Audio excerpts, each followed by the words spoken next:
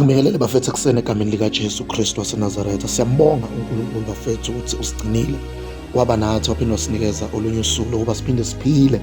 Bafethu let us maximize the moment because uNkulunkulu usinikeze bafethu inhlanhla engandele umuntu yokuba siphinde siphile. Ngaphandle kokumosha isikhathi, let us get straight ezweni lenkosi lanamhlanje bafethu kwabase-Efesu chapter 3 verse number 20 lapha ku ASV version lithi ke, now unto him that is able to do exceedingly abundantly above all that we ask or think according to the power that work in us. Yena onamandla okwenza okungaphezulu kwalokho esicelayo nalokho esicabangayo ngokwamandla asebenza kithi.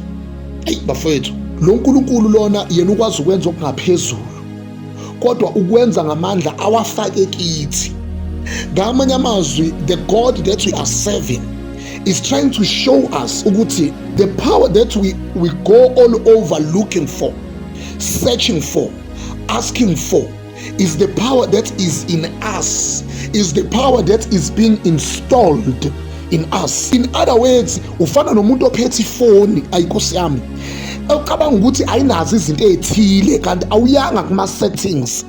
Laphana kuma settings kunezinto ezizofike zenze le phone yakho ibe yilento ofuna ukuthi ibe yiyo. Kodwa because you do not know and don't understand ukuthi you've got settings within you, kunama settings, kunendawo ekufanele uqiphize okuyizona ezizokunikeza lento wena oyifunayo. God is able to do more than what we can think. Listen, little upon the message, what we can think in our wildest dreams. In other words, God is able to go beyond that. But even though he is able to go beyond that, he goes beyond that through the power that is already installed in us. Ngamanye amazwi bafethu, lo nkulunkulu esimkhonzayo kufanele kuhambe kufika isikhathi la indlela esimcabanga ngayo khona ishintsha, indlela esimbuka ngayo. uNkulunkulu akasifanele simfake engciphisweni kodwa kufanele simbeke ebuNkulunkulwini bakhe. Uma siza kuye asicabangi ngendlela yobuntu kodwa uma siza kuye kufanele sicabange ngendlela yobuNkulunkulu, the supernatural way of thinking. He is the God who is able to do exceedingly abundantly and above.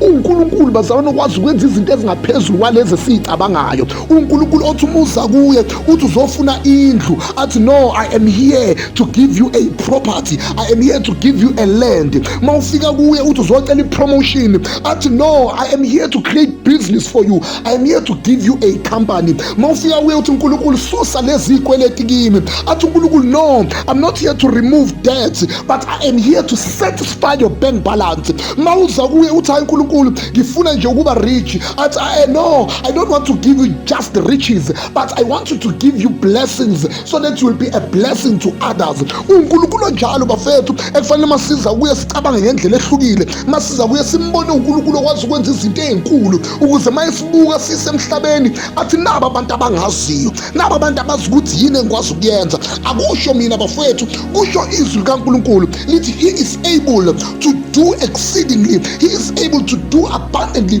he is able to do above ekuloko esicabangayo naloko esicelayo. Bafethu uNkulunkulu wethu is always there for every sickness, he is there for healing, for every quarrel he is there for peace, for every hate he is there for love, for every lack, every poverty uNkulunkulu wethu is there for prosperity. uNkulunkulu njalo bafethu, uNkulunkulu ofanele masiza kuye simcabange njengoNkulunkulu okwazi ukwenza izinto, singaze sigijimela igubhu bafethu, sigijimela inyanga siyothwala ebekhona uNkulunkulu othela ukwazi ukwenza izinto ezingaphezulu kwalezi ehlanyisa abantu asebethwele.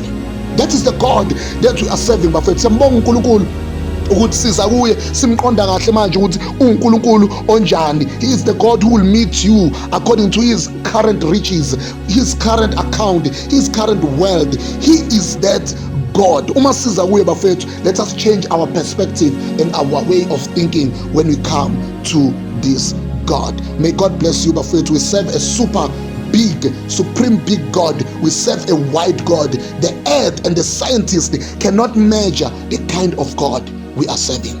God bless you.